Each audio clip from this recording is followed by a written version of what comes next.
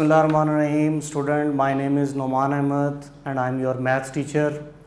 उम्मीद करता हूँ कि आप लोग सब खैरियत से होंगे और इस क्रिटिकल सिचुएशन के अंदर जो है वो अपना बहुत ख्याल रख रहे होंगे। इसी तरह अपने बहन भाइयों का और वालिदैन का, इन सब का जो है वो आप ख्याल रखते होंगे, ताकि हम इस और दुआ करें कि हम इस सिचुएशन से जल्द अज जल्द जो है वो निकल जाएँ। और इसके साथ साथ आप लोगों ने इस बात को भी जहन में रखना है कि आप लोग ऑनलाइन क्लासेस जो अटेंड कर रहे हैं तो इसको सीरियस लें, इसको अपने रेगुलर कोर्स को अटेंड करें और इसको टाइमली जो है वो अपने टाइम दें डेली बेसिस पे। जैसा कि मैंने आपको पहले बताया था कि अपने आप जो है वो नोट्स खुद प्रिपेयर करें। यूनिक नोट्स से तो आप हेल्प ले ही रहे हैं, हमारे लेक्चर से भी आप हेल्प ले रहे हैं, लेकिन उसके अलावा आप ख़ुद से जब तक मैथमेटिक्स को अपने हाथ से सॉल्व नहीं करेंगे क्वेश्चंस को, जो आपको मैं असाइनमेंट्स देता हूँ, जो आपको मैं होमवर्क दे रहा हूँ, आपने उनको अपने हाथ से सॉल्व करना है और अपने हैंड आउट्स बनाने हैं। जिस सीक्वेंस में मैं आपको एक्सरसाइजेस करवा रहा हूँ, आपने उसी सीक्वेंस में ही अपने नोट्स को खुद प्रिपेयर करना है। आप देखेंगे कि उसका आपको जो आपने प्रिपेयर किए होंगे उनका आपको लॉन्ग टर्म में बहुत फ़ायदा होगा, क्योंकि ये जो फर्स्ट ईयर और सेकंड ईयर का जो मैथमेटिक्स है ये आपकी हायर स्टडीज़ में बेस है। तो अगर आपके पास बेस के जो हैं वो नोट्स बड़े अच्छे प्रिपेयर होंगे तो आप जब हायर स्टडीज़ में जाएंगे तो आपको जब बेसिक नॉलेज की ज़रूरत पड़ेगी तो आप अपने इन नोट से हेल्प ले सकते हैं। तो student, come to the topic. हम 3 चैप्टर हमने स्टार्ट किया है और वो तकरीबन नियर टू एंड है। तो हमने 3.5 एक्सरसाइज कंटिन्यू थी, उसमें हमने लास्ट लेक्चर को मैं थोड़ा सा रिपीट कर देता हूँ। लास्ट लेक्चर में हमने उसमें non homogeneous system, homogeneous system, इनमें आइडेंटिफिकेशन देखी थी कि होमोजीनियस सिस्टम क्या होता है, नॉन होमोजीनियस सिस्टम क्या होता है। फिर हमने ये देखा था कि नॉन होमोजीनियस सिस्टम को हम किन मेथड से सॉल्व करते हैं। उनमें था क्रैमर रूल, उनमें था मैट्रिसेस मेथड और उनमें था एशेलॉन मेथड। फिर इसी तरह हमने नॉन होमोजीनियस सिस्टम को देखना है कि होमोजीनियस सिस्टम जो है उसकी पहचान हमने देख ली थी कि क्या होती है, और फिर हमने देखना है कि उसको कैसे सॉल्व कर सकते हैं। और यही हमारा आइडिया जो है वो 3.5 एक्सरसाइज के अंदर है। ये मोस्टली लॉन्ग क्वेश्चंस हैं और ये जो 3 क्वेश्चन तक मैंने आपको 3.5 करवा दी थी, आपको ये स्ट्रांगली आने चाहिए, क्योंकि एग्ज़ाम्स में ज़्यादातर फर्स्ट 3 क्वेश्चंस ही डिस्कस किए जाते हैं। नेक्स्ट जो 5 और 6 क्वेश्चंस हैं ये आज तक एग्ज़ाम्स में तो आए नहीं हैं, लेकिन इनको जो है वो मैं आपको एक एक पार्ट कर देता हूँ ताकि आपको थोड़ा सा आइडिया हो जाए कि ये क्वेश्चंस किस तरह डील किए जाएंगे। तो पहले हम अपने नॉन होमोजीनियस के क्वेश्चंस कंप्लीट कर लेते हैं। क्वेश्चन नंबर 6, ये क्वेश्चन को समझ लें स्टूडेंट। चैप्टर नंबर 3 है, एक्सरसाइज 3.5 है और क्वेश्चन नंबर 6 लॉन्ग क्वेश्चंस के तौर पे ये ट्रीट होगा।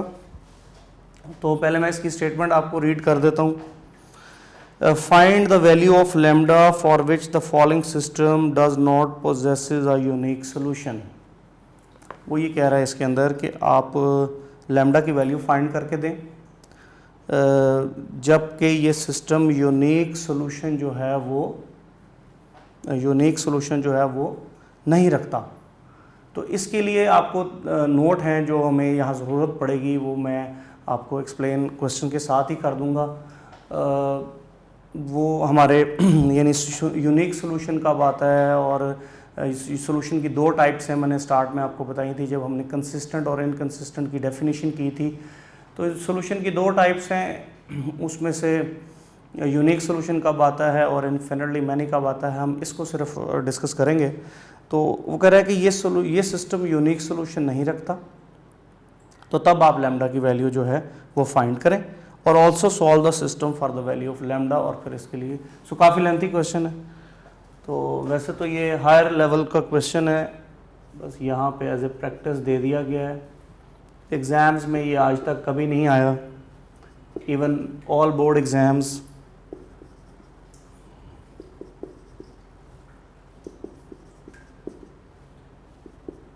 इसलिए आपने इस एक्सरसाइज के फर्स्ट 3 क्वेश्चंस पे फोकस करना है, उनके ऊपर आपकी ज़्यादा ग्रिप होनी चाहिए।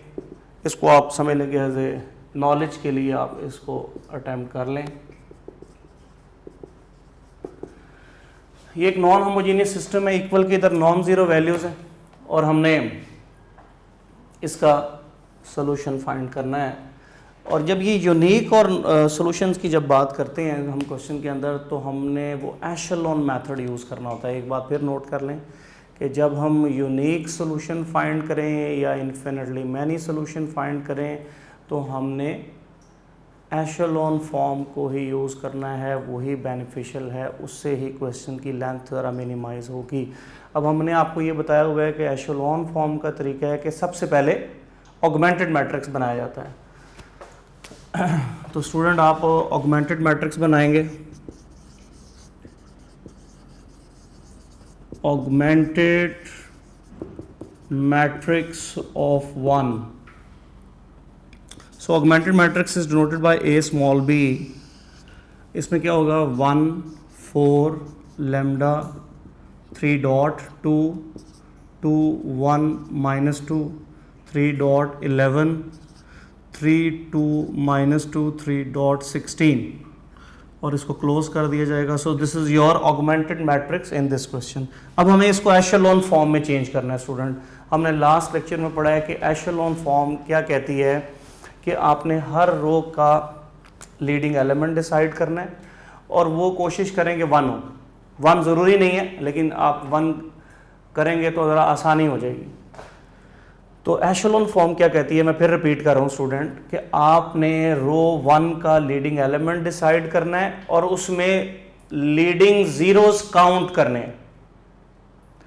फिर इसी तरह आपने नेक्स्ट रो का लीडिंग एलिमेंट डिसाइड करना है और उसमें लीडिंग जीरो प्रीवियस रो की निस्बत ज्यादा तादाद होनी चाहिए। इसी प्रोसीजर को आगे वाली रोज पे भी फॉलो करेंगे। मैं फिर रिपीट कर रहा हूं कि एशेलॉन फॉर्म की डेफिनेशन क्या कहती है कि आपने सबसे पहले रो 1 का लीडिंग एलिमेंट किसे कहते हैं, non zero element from when we read the row from left to right, the first non zero entry is called leading element. और वो 1 होनी चाहिए, ये हमारी आसानी के लिए है, लेकिन वो नॉन जीरो हो सकती है। उस 1 लीडिंग एलिमेंट को देखना है और उसके बाद ये देखना है कि इसमें लीडिंग जीरो कितने। लीडिंग जीरो किसे कहते हैं, जो लीडिंग एलिमेंट से पहले आते हैं। Clear student. लीडिंग एलिमेंट की तादाद नेक्स्ट रो में प्रीवियस रो की निस्बत ज्यादा होनी चाहिए और फिर इसी तरह उससे नेक्स्ट रो में लीडिंग जीरो की तादाद उससे ज़्यादा होनी चाहिए। ये आइडिया जो है वो हमने इस मैट्रिक्स पे अप्लाई करना है। अभी तो नहीं है, अभी तो ये एशेलॉन फॉर्म नहीं है क्योंकि ज़ीरो भी नज़र नहीं आ रहे हैं। हमने नेक्स्ट रोज में ज़ीरो की तादाद, लीडिंग ज़ीरो की तादाद इंक्रीज़ करनी है। तो करते कैसे हैं ये कि सबसे पहले रो 1 का लीडिंग एलिमेंट डिसाइड करते हैं। सो रो 1 का लीडिंग एलिमेंट है 1। अब इसमें बाई चांस हमें 1 नहीं मिल गया तो इट्स ओके। अब फिर ये देखेंगे कि रो 1 में लीडिंग जीरो कितने हैं। लीडिंग जीरो किसे कहते हैं कि लीडिंग एलिमेंट से जो पहले आते हैं उनको लीडिंग जीरो कहते हैं। अब वो इसमें कोई भी नहीं है, तो इसका मतलब है कि इससे जो नेक्स्ट रो है उसमें इससे ज्यादा होने चाहिए, यानी इसमें कोई भी नहीं है तो उसमें कम से कम एक हो या एक से ज्यादा भी हो सकते हैं। तो वो तो नहीं है, तो हमने वो जनरेट करने हैं उसमें। ये हमारा नेक्स्ट टारगेट है।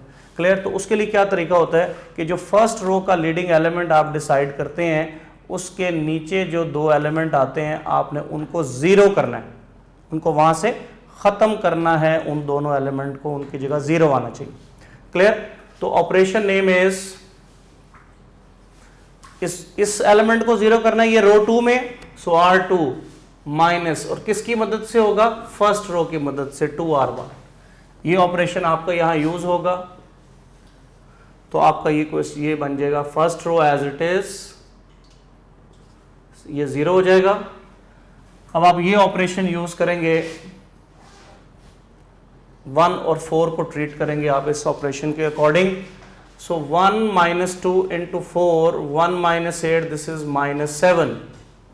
फिर आप इन 2 एलिमेंट पे ऑपरेशन यूज करेंगे, -2 इंटू लैम्डा, सो ये एज इट इज ही रहेगा। सो -2 लैम्डा।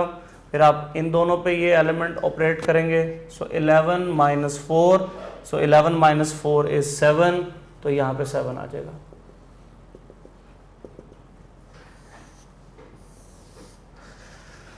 Clear student. तो रो 2 हमारी रेडी हो गई है, वहां जीरो जनरेट हो गया। फिर इसी तरह अभी हमने रो 3 में जो 3 है इसकी जगह पे जीरो जनरेट करना है।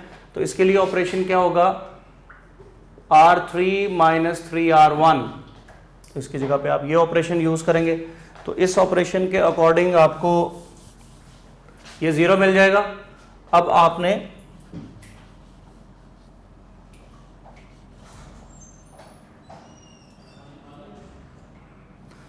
स्टूडेंट 2 और 4 इन दो एलिमेंट को R3 - 3 R1 के अकॉर्डिंग ट्रीट करना है। सो 2 - 3 × 4, सो 2 - 12 दैट इज -10 यहाँ पे आ जाएगा। और फिर आप -2 और लैम्डा को ट्रीट करेंगे। सो -2 - 3 लैम्डा, -2 - 3 लैम्डा, सो -2 - 3 लैम्डा यहाँ पे आ जाएगा।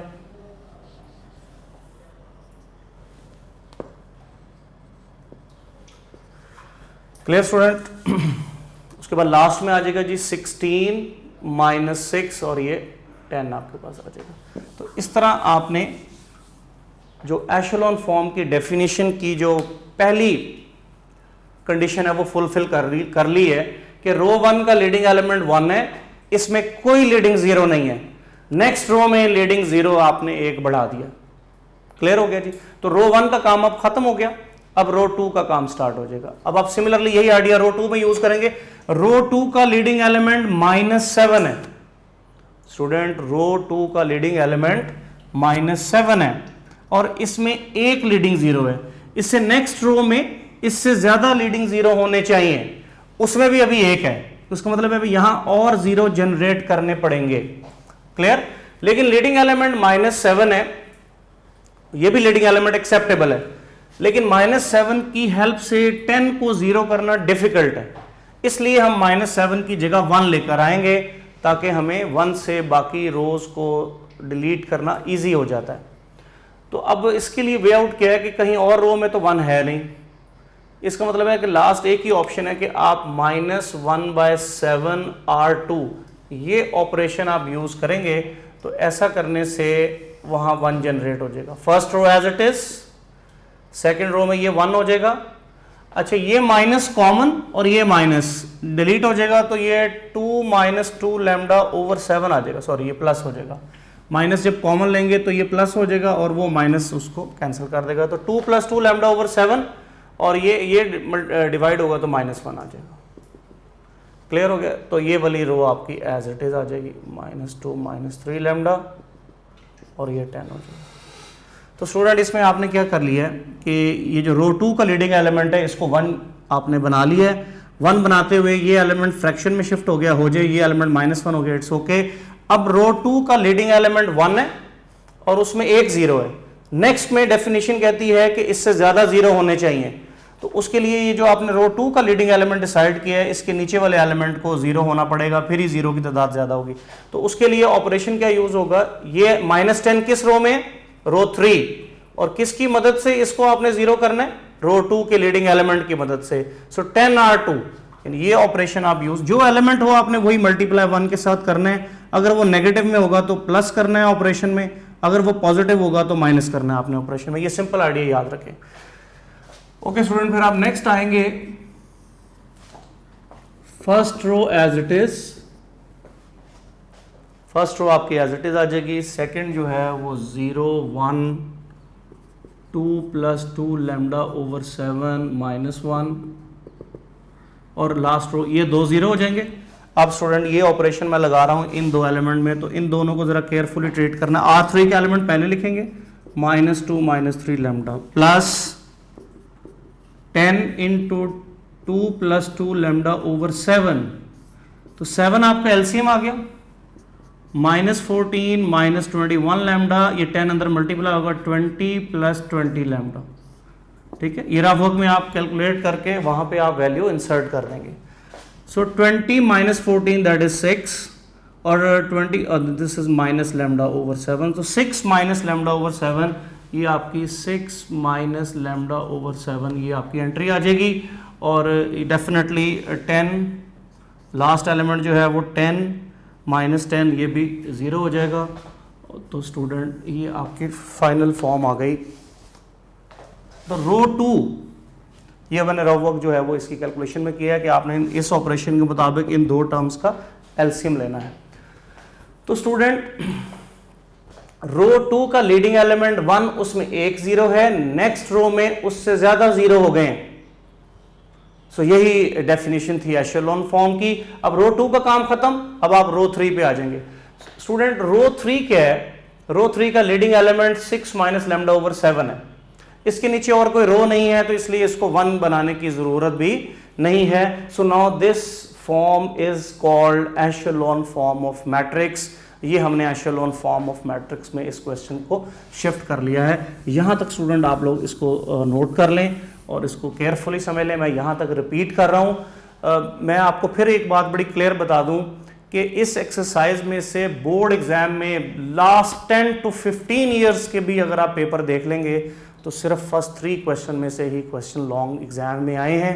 ये 2 क्वेश्चंस टेक्निकल हैं, स्टूडेंट के लेवल से थोड़ा हाई हैं, इसलिए कुछ ज़्यादा टेंशन नहीं लेनी है आपने इन क्वेश्चंस की। मैंने एक दफ़ा आप लोगों को करवा दिए हैं, आप एक दफ़ा इनको ट्राई कर लीजिएगा, लेकिन फर्स्ट 3 क्वेश्चंस पे आपका फोकस ज़्यादा होना चाहिए। और इसके अलावा जो प्रीवियस एक्सरसाइजेज हैं इस चैप्टर 3 की, वहाँ ये जो लास्ट 2 क्वेश्चन है ना 3.5 के, इनमें कोई ये आप जैसे बस नॉलेज के लिए इनको कर लें, एक दफ़ा प्रैक्टिस कर लें, कुछ ज़्यादा इनके ऊपर स्ट्रेस जो है वो ज़रूरी नहीं है, क्योंकि ये काफ़ी हाई लेवल की क्वेश्चन है। अच्छे बच्चे तो इसको कर लेंगे, लेकिन जो बच्चे थोड़े से कम लेवल के हैं वो इनको उनके लिए थोड़ा सा हार्ड होगा इन क्वेश्चंस को ट्रीट करना।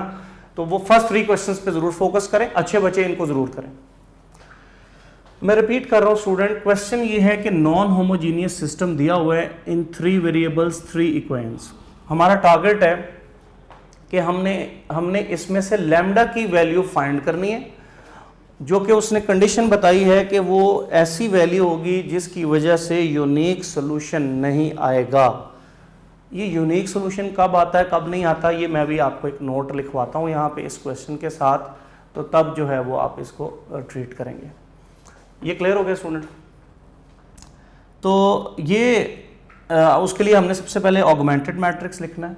ऑगमेंटेड मैट्रिक्स लिखने के बाद हमने उस मैट्रिक्स को एशेलॉन फॉर्म में चेंज करना है। एशेलॉन फॉर्म कैसे ट्रीट करती है कि रो 1 का लीडिंग एलिमेंट ले लें, वो 1 कर लें, उसके नीचे जितने एलिमेंट होंगे उनको 0 करें।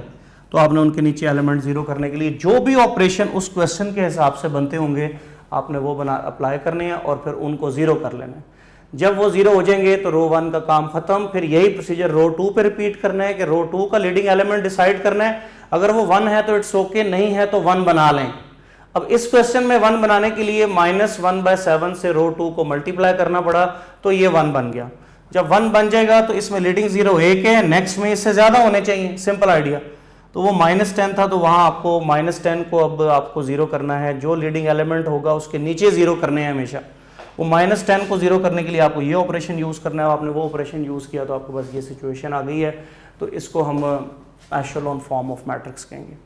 अब जब एशेलॉन फॉर्म बन जाएगी, यूनिक सोल्यूशन के लिए क्या कंडीशन है, अब हमने ये समझनी है बात। तो मैं आपको एक सिंपल यहाँ एक रिजल्ट लिख के आगे लिख लूँगा, ज़्यादा डिटेल में जाने की ज़रूरत नहीं, आप कंफ्यूज हो जाएंगे। आप यहाँ लिखेंगे फॉर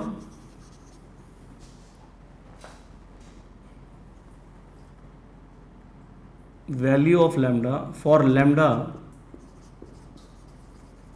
वी हैव, हमें लैम्डा चाहिए, वो लैम्डा जिसकी वजह से यूनिक सोल्यूशन ना आए।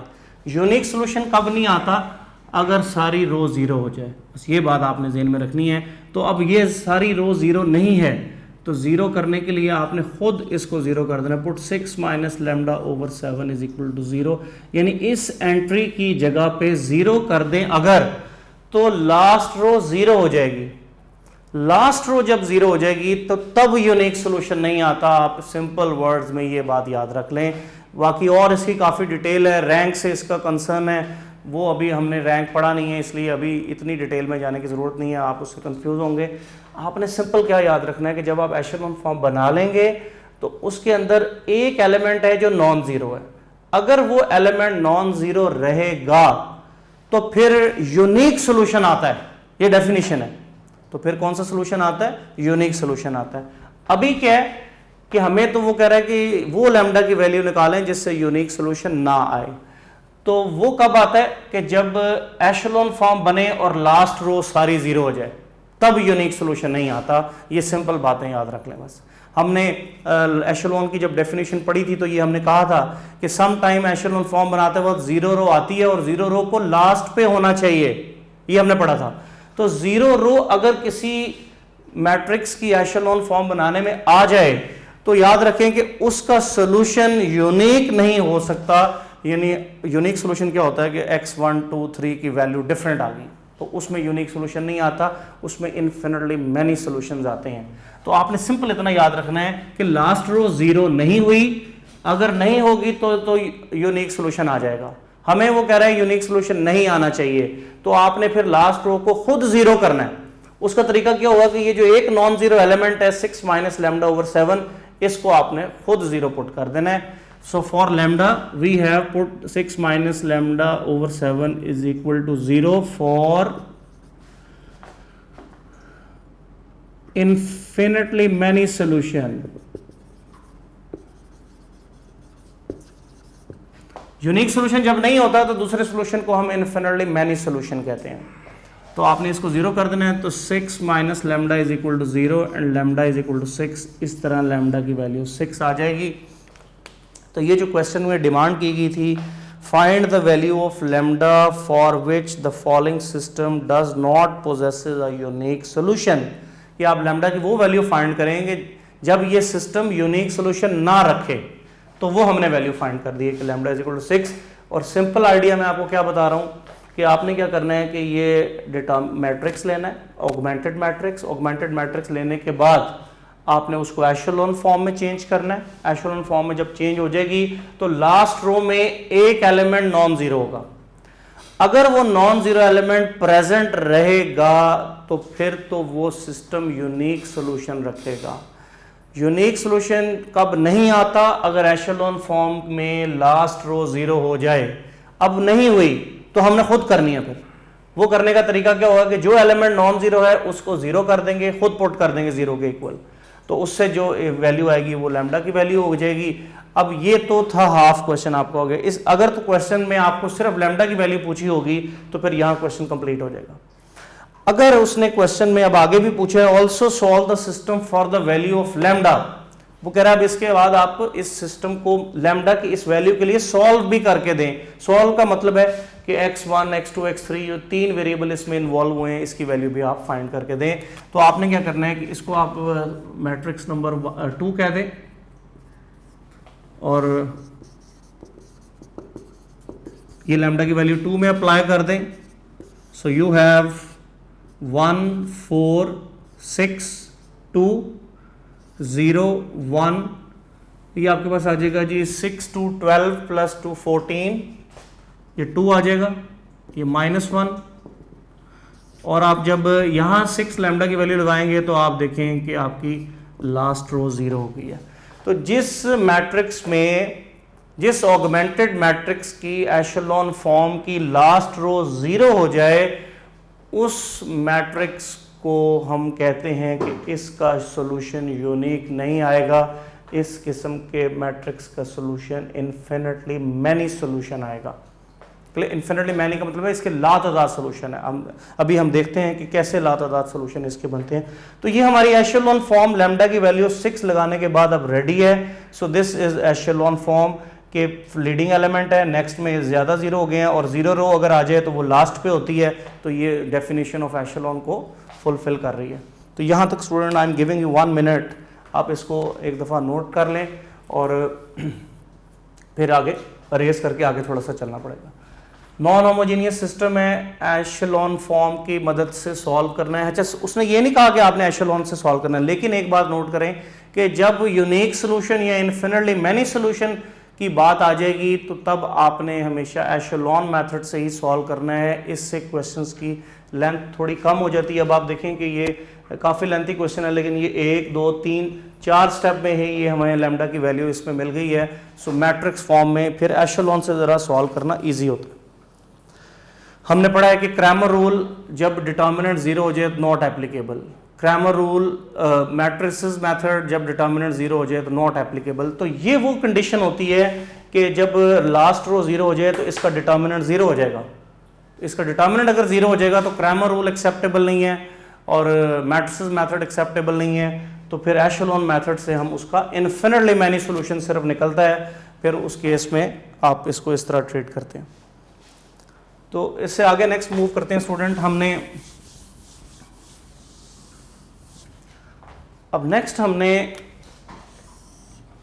इस सिस्टम से x की वैल्यूज फाइंड करनी। हमने क्वेश्चन नंबर 3 लास्ट लेक्चर में किया था स्टूडेंट, उसके अंदर हमने एशेलॉन फॉर्म बना के बैकवर्ड सब्स्टिट्यूशन से अननोन की वैल्यूज फाइंड की थी। अब यहाँ आगे वैसे ही है। अब यहाँ बड़ी केयरफुल बात याद रखनी है कि ये इन्फिनिटली मैनी सोल्यूशन हम जो है वो कैसे बना रहे होते हैं, ये समझनी है आपने। नॉर्मली क्या होता है कि हम रो 3 से बैकवर्ड चलते हैं। रो 3 में तो सारे जीरो हैं। अब आपको अगर याद हो तो हमने जो क्वेश्चन नंबर 3 लास्ट टाइम किया था, एशेलॉन फॉर्म से हमने उसको सॉल्व किया था। फिर हमने लास्ट रो में देखा था कि x3 की जगह लीडिंग एलिमेंट बच जाता है, फिर यहाँ x2 का लीडिंग एलिमेंट होता है, यहाँ x1 का लीडिंग एलिमेंट होता है।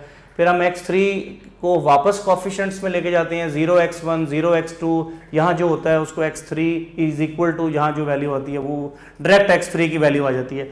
अब यहाँ पे तो सारी रो जीरो है, तो जब सारी रो जीरो होगी तो याद रखें कि वो इन्फिनिटली मैनी सोल्यूशन बनते हैं।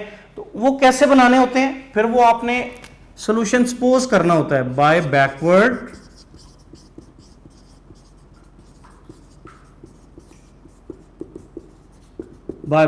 सब्स्टिट्यूशन।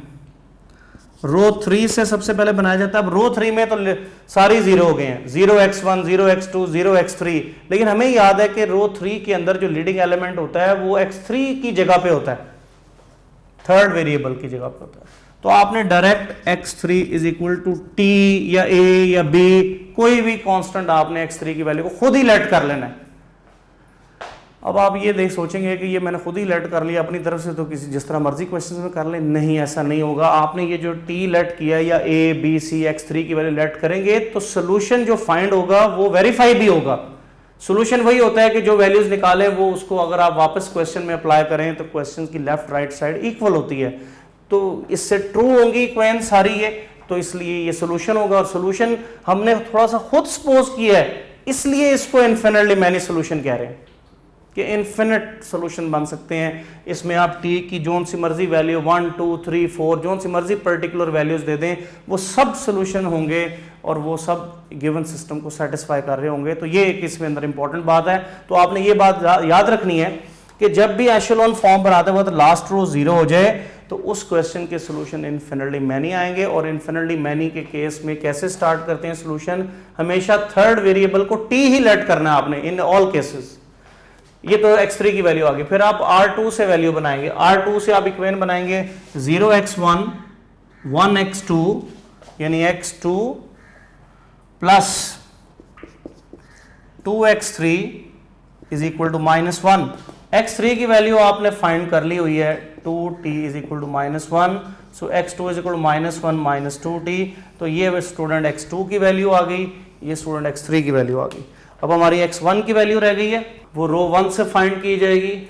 तो ये जो आपकी रो 1 है इसको पहले आप x1 2 3 में शिफ्ट करें। So x1 plus 4x2 plus 6x3 is equal to 2, x1 is equal to, इन दोनों वैल्यूज को उस तरफ शिफ्ट कर दें, 2 minus 4x2 minus 6x3, x1 is equal to 2 minus 4, x2 की वैल्यू आपने फाइंड किया -1 minus 2t minus 6t, x1 is equal to 2 plus 4 plus 8t minus 6t। So x1 is equal to 6 plus 2t। Student ये आपकी x1 की value आ गई। So x1 is equal to 6 plus 2t, x2 is equal to -1 minus 2t and x3 is equal to t। Required solution. तो ये student आपका question यहाँ complete होगा, ये हमारा आंसर होगा इस क्वेश्चन का। तो इम्पॉर्टेंट क्वेश्चन है, हायर क्लासेस में ये अक्सर यूज़ होता है। आप यहाँ अगर ये खुदा न खास्ता बोर्ड एग्ज़ाम में आ गया तो फिर आपकी बैड लक भी है, और फिर अगर आ जाए तो फिर आपको इस तरह ही अटैम्प्ट करना है। यही थोड़ा सा शॉर्ट वे है और इसको आप अटैम्प्ट करेंगे। लेकिन मैंने आपको पहले बता दिया है कि 10 to 15 ईयर्स के भी अगर आप पास पेपर्स को कंसल्ट कर लें तो ये जो लास्ट 2 क्वेश्चन है, क्वेश्चन नंबर 5 6, ये एग्ज़ाम्स में नहीं डिस्कस किए हुए, क्योंकि ये एग्जामिनर भी समझता है कि ये थोड़े से लेंथी हैं, टेक्निकल हैं। स्टूडेंट्स जो अच्छे हैं वो तो इनको कर लेते हैं, और जो थोड़े से एवरेज स्टूडेंट हैं उनके लिए ये वाले क्वेश्चंस को अटैम्प्ट करना डिफ़िकल्ट है, लेकिन मैंने आपको करवा दी हैं, आप इसको जो है वो अपने तौर पे हैंडल कर सकते हैं। Clear student? तो फर्स्ट 3 बड़े इंपॉर्टेंट क्वेश्चंस थे, और ये 6 नॉन होमोजीनियस का उससे रिलेटेड ही था, तो ये मैंने आपको डिस्कस कर दिया। इसी तरह एक अब 5 क्वेश्चन में से भी देख लें। 5 क्वेश्चंस अगर आप कर लेंगे तो 4 भी उसके साथ ही होगा। मैं उन 5 में लैम्डा की वैल्यू की डिमांड की है, वो भी इसी पैटर्न पे ही आपने करना है। एशेलॉन फॉर्म बनानी है। एशेलॉन फॉर्म बनाने के बाद आप देखेंगे कि अगर लास्ट रो अगर 0 हो जाएगी तो फिर सोल्यूशन जो है वो आपके पास फाइंड हो जाएगा। इसमें एक थोड़ा सा कॉन्सेप्ट समझ लें। बुक पेज नंबर, आप लोग स्टूडेंट पेज नंबर आ जाएं 131 के ऊपर होमोजीनियस लीनियर इक्वेशंस लिखा हुआ है। 131 पेज पे स्टूडेंट आप आएँ और होमोजीनियस लीनियर इक्वेशंस लिखा हुआ है।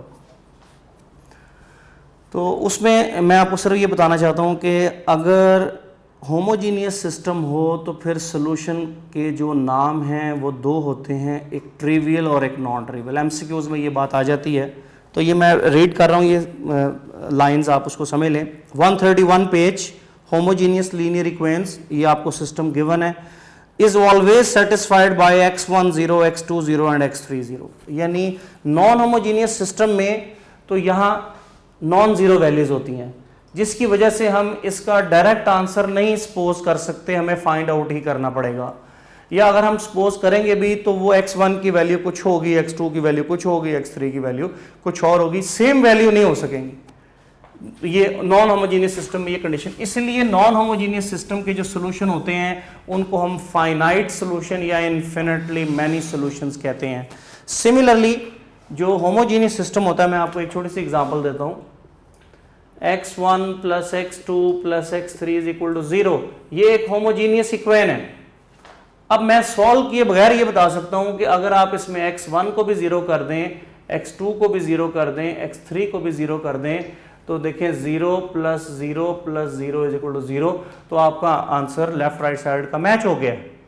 तो इस तरह आप होमोजीनियस सिस्टम कोई भी उठा लें, तो उसमें अगर आप ये x1 2 3 तीनों को 0 कर दें तो आप देखेंगे कि वो सोल्यूशन फाइंड हो गया। अब उस सोल्यूशन को हम कहते हैं वो ट्रिवियल सोल्यूशन है। उस सोल्यूशन को हम क्या कहते हैं, क्योंकि उसमें हमें कोई मेहनत नहीं करनी पड़ी, डायरेक्ट ही सोल्यूशन हमने बस बाय ऑब्जर्वेशन ही बता दिया। So the solution 0,0,0 of the above homogeneous equation is called the trivial solution. तो उसको हम ट्रिवियल सोल्यूशन कहते हैं। Any other solution of the homogeneous system is called non trivial solution. अगर इसके अलावा कोई सोल्यूशन आएगा, जैसे x1 plus x2 plus x3 is equal to 0, तो इसमें मैं x की वैल्यू जो है वो -2 लगा देता हूँ, x2 को 1 कर देता हूँ, x3 को भी 1 कर देता हूँ, तब भी 0 इज इक्वल टू 0 आ गया। तो एक बात बड़ी क्लियर है कि 0 0 0 तीनों वैल्यू 0 होना, तो ये हर होमोजीनियस सिस्टम का सोल्यूशन है। हर होमोजीनियस सिस्टम का ये सोल्यूशन एग्जिस्ट करता है। लेकिन सम टाइम इसके अलावा भी सोल्यूशन एग्जिस्ट करता है। तो जो इसके अलावा सोल्यूशन एग्जिस्ट करता है वो इस फॉर्म में ही होगा, x1 की वैल्यू कुछ आ गई, x2 की वैल्यू कुछ आ गई, x3 की वैल्यू कुछ आ गई, उसको हम नॉन ट्रिवियल सोल्यूशन कहते हैं। क्या कहते हैं उसको हम? Non trivial. तो आपको ये पता होना चाहिए कि ट्रिवियल सोल्यूशन और नॉन ट्रिवियल सोल्यूशन ये टर्म होमोजीनियस सिस्टम के अंदर एग्जिस्ट करती हैं, और जो हमारे नॉन होमोजीनियस सिस्टम है उसके अंदर यूनिक सोल्यूशन और इन्फिनिटली मैनी सोल्यूशन की टर्म्स एग्जिस्ट करती हैं। और यूनिक सोल्यूशन और इन्फिनिटली मैनी सोल्यूशन डिफर करने के लिए हमें एशेलॉन मेथड से ही क्वेश्चन को सॉल्व करना पड़ता है। तो यहाँ एक एमसीक्यू है होमोजीनियस सिस्टम से रिलेटेड, वो मैं थोड़ा सा आपको एक्सप्लेन कर देता हूँ।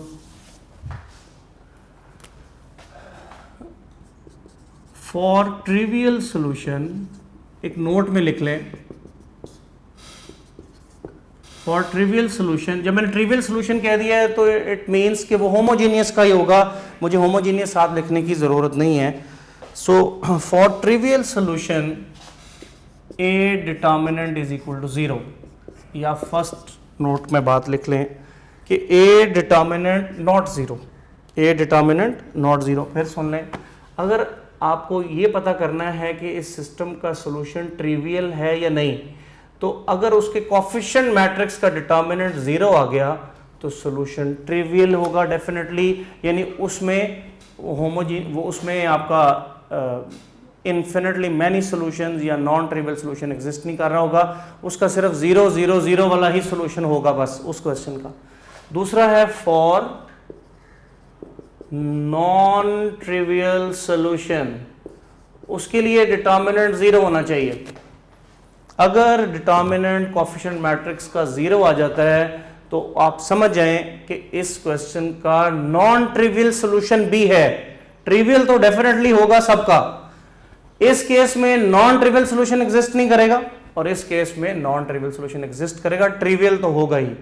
तो ये दोनों एज ए एमसीक्यूज एग्जाम्स में बातें आ जाती हैं कि होमोजीनियस सिस्टम है, ट्रिवियल सॉल्यूशन हमें कैसे कंफर्म होगा कि इसका सिर्फ ट्रिवियल सॉल्यूशन है, तो इफ कोफिशिएंट मैट्रिक्स का डिटर्मिनेंट नॉन जीरो हो जाए। और नॉन ट्रिवियल कब होगा कि इसका नॉन ट्रिवियल भी है, अगर कोफिशिएंट मैट्रिक्स का डिटर्मिनेंट 0 हो जाए। ये दो एमसीक्यूज में बातें आप नोट कर लें। तो आ जाएं एक्सरसाइज में, 5 क्वेश्चन है, इसको भी मैं कर देता हूँ, ये लैम्डा की वैल्यू से रिलेटेड ही है। तो आज का लेक्चर थोड़ा सा ज़रा आपको नई बातें लगेंगी, आपने पहले कभी ये नहीं पढ़ी, इसलिए जो है वो आपने ज़्यादा टेंशन परेशान नहीं होना इन क्वेश्चंस के लिए, क्योंकि ये आने के चांस कम होते हैं। लेकिन मैं रूटीन में आपको करवा रहा हूँ ताकि आपको ज़रा आगे भी हायर क्लासेस में जब जाएं तो आपको कम से कम एशेलॉन फॉर्म और इसका थोड़ा सा मालूम होना चाहिए। Clear student? तो ज़रा टाइम कम है तो जल्दी से इस क्वेश्चन को हम वाइंड अप कर लें। So exercise student 3.5 question number 5 first part, x plus y plus z is equal to 0, 2x plus y minus lambda z is equal to 0, x plus 2y minus 2z is equal to 0। Student ये given system है और question कह रहा है कि find the value of lambda for which the following system have non trivial solution, कि ये lambda की वो वैल्यू निकालें जिसकी वजह से ये नॉन ट्रिवियल सोल्यूशन आए हमारे पास। नॉन ट्रिवियल सोल्यूशन कब आता है? जब डिटर्मिनेंट जो है वो आपका, हमने पढ़ा कोफिशिएंट मैट्रिक्स का जो डिटर्मिनेंट है वो 0 हो जाए, तब नॉन ट्रिवियल सोल्यूशन आता है। तो हमने उसी आइडिया पे चलना है, हमने इसको ऑगमेंटेड मैट्रिक्स में शिफ्ट करना है। ऑगमेंटेड मैट्रिक्स और नॉन होमोजीनियस सिस्टम को आपने पढ़ा है कि हम एशेलॉन से ही सॉल्व करते हैं।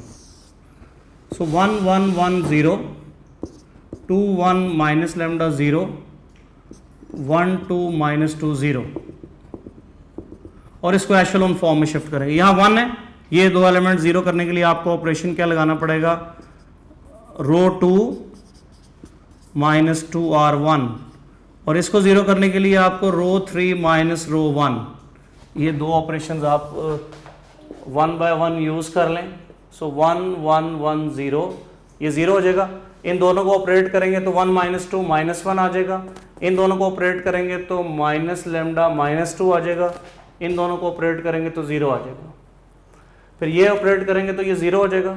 सो 2 minus 1 that is 1, minus 2 minus 1 minus 3, और ये 0। जब होमोजीनियस सिस्टम होगा तो आपका लास्ट कॉलम हर ऑपरेशन में 0 ही चल रहा होगा। क्लियर? तो एशेलॉन की पहली कंडीशन ओके हो गई है कि रो 1 का लीडिंग एलिमेंट 1 है और उसके नीचे 0 जनरेट हो गए हैं। इसमें कोई 0 नहीं है, इसमें एक 0 हो गया। अब रो 2 का लीडिंग एलिमेंट जो है वो आप देखें कि -1 है, इसको 1 कर लें तो आसानी होगी, -1 भी रहने देंगे तो तब भी ठीक है। तो -r2 कर लें ताकि ये पॉजिटिव 1 हो जाए, ये लैम्डा प्लस 2 हो जाएगा, ये 0 0 1 माइनस 3 0। अब आपने रो 2 पे ये डेफिनेशन अप्लाई कर, रो 2 का लीडिंग एलिमेंट 1 है, उसके नीचे 0 ज्यादा होने चाहिए। इसमें 1 है, इसमें भी अभी 1 है, तो इधर 2 करने के लिए आपको ये लीडिंग एलिमेंट के नीचे इसको 0 करना है। सो operation is r3 minus r2। तो ये आपके पास 1 1 1 0 0 1 lambda plus 2 0 0 0 -3 minus lambda -2 minus lambda -5। So minus lambda minus 5 और 0 ये आपके पास जो है वो लास्ट रो बन गई। यहाँ फिर वही आइडिया आपने यूज करना है क्योंकि नॉन ट्रिवियल सोल्यूशन डिमांड की है लैम्डा की वैल्यू फाइंड करने के लिए। नॉन ट्रिवियल सोल्यूशन उस वक्त आता है जब लास्ट रो 0 हो जाए। तो आप लिखेंगे for non trivial solution, non trivial solution homogeneous में और infinitely many solution non homogeneous में ये सेम ही रूल है कि आपने लास्ट रो 0 करनी है। फॉर नॉन ट्रिवियल सोल्यूशन अब लास्ट रो 0 नहीं हुई थी, ये एक एलिमेंट रह गया तो आपने इसको 0 खुद पुट करना है। So lambda is equal to -5, तो इस तरह लैम्डा की वैल्यू आपके पास -5 आ जाएगी। और आप देखें कि वो जो मैंने एमसीक्यूज लिखवाए थे, अगर लास्ट रो 0 होगी तो जब आप इसका डिटर्मिनेंट फाइंड करेंगे तो वो भी 0 हो जाएगा। और हमने पढ़ा था कि नॉन ट्रिवियल सोल्यूशन के लिए कोएफिशिएंट मैट्रिक्स का डिटर्मिनेंट 0 होना चाहिए, तो तभी 0 होगा अगर लास्ट रो के सारे एलिमेंट 0 हो जाएंगे। ये हमने प्रॉपर्टीज में पढ़ा है। अब जब लैम्डा फाइंड हो गया फिर उसने सॉल्व करने के लिए भी कहा है, तो आपने इसको पुट कर देना है, put lambda is equal to -5 in, इसको 2 सिस्टम कह दें, इन मैट्रिक्स 2 जो एशेलोन फॉर्म में बन चुका है। सो 1 1 1 0 0 1 लैम्डा की वैल्यू -5 + 2 -3 0 0, और आप जब लैम्डा की जगह पे यहाँ -5 लगाएंगे तो ये 0 कर देगा इसको। तो देखें लास्ट रो 0 होने का मतलब है कि ये होमोजीनियस सिस्टम में नॉन ट्रिवियल सोल्यूशन रखेगा, और अगर लास्ट रो 0 ना हो तो फिर ये ट्रिवियल सोल्यूशन रखेगा। ये भी शॉर्टकट बात याद रखें। अब हमने सोल्यूशन फाइंड करने के लिए वही बाय बैकवर्ड सब्स्टिट्यूशन,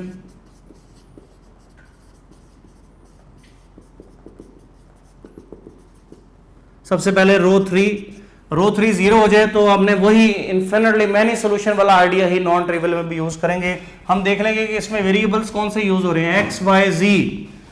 तो आपने थर्ड वेरिएबल जो z है उसको t लेट कर लेना है, तो ये आपको z की वैल्यू आ गई। फिर आपने R2 से आना है, R2 में आप इसको बनाएंगे, x तो 0 हो गया, y -3z is equal to 0, y is equal to 3z और y is equal to 3t। ये y की वैल्यू फाइंड हो गई, ये z की वैल्यू फाइंड हो गई। फिर आप R1 से फाइंड कर लेंगे, x + y + z is equal to 0, और y और z की वैल्यू फाइंड हो चुकी हैं तो x की वैल्यू ये उधर माइनस में हो जाएगा। So -3t -t that is -4t। So z is equal to -4t। ये आपके पास स्टूडेंट 3x की वैल्यू थी। So x is equal to -4t। तो ये आपका इस क्वेश्चन का नॉन ट्रिवियल सोल्यूशन आ चुका है। नॉन ट्रिवियल सोल्यूशन वो होता है जो 0 0 ना हो। तो ये देखें, x की वैल्यू -4t, y की वैल्यू 3t, z की वैल्यू t, तीनों डिफरेंट आई हैं, यानी डिफरेंट वैल्यू 0 0 नहीं है, तो इसलिए इसको हम नॉन ट्रिवियल सोल्यूशन कहते हैं। और ये इस लैम्डा की वैल्यू -5 की वजह से जो है वो एग्जिस्ट किया। Clear student? मैं 4 क्वेश्चन आपको एज ए होमवर्क दे रहा हूँ। 4 क्वेश्चन स्टूडेंट जो है उसमें आपको होमोजीनियस सिस्टम दिया हुआ है, ऐसे ही अब उसमें लैम्डा की जरूरत नहीं है, आपने ऑगमेंटेड मैट्रिक्स लेके एशेलोन फॉर्म बनानी है तो वो ऐसे की ही बनेगी, लास्ट रो 0 0 वाली इन ऑल पार्ट्स। आपने जैसे ही एशेलोन फॉर्म बनेगी तो उसके बाद यही स्टेप होगा कि z की वैल्यू हर पार्ट में t ही लेनी है आपने, और उसके बाद आप बैकवर्ड रो 2 से इक्वेन पहले बनाएंगे और फिर उसमें प्रीवियस वैल्यू यूज करके नेक्स्ट वैल्यू, फिर आप रो 1 से इक्वेन बनाएंगे और उसमें प्रीवियस 2 वैल्यू यूज करके लास्ट x की वैल्यूज लेंगे। तो स्टूडेंट यहाँ तक आप इस एक्सरसाइज में काम करें। हमारी एक्सरसाइज आज कंप्लीट है। तो इंशाल्लाह अब हमारा एक क्वेश्चन रह गया है, वो जो मैंने आपको 3.4 में रैंक का एक्सप्लेन किया था, वो इंशाल्लाह हम अपने नेक्स्ट लेक्चर में करेंगे। अपना बहुत ख्याल रखिएगा। अल्लाह हाफिज़।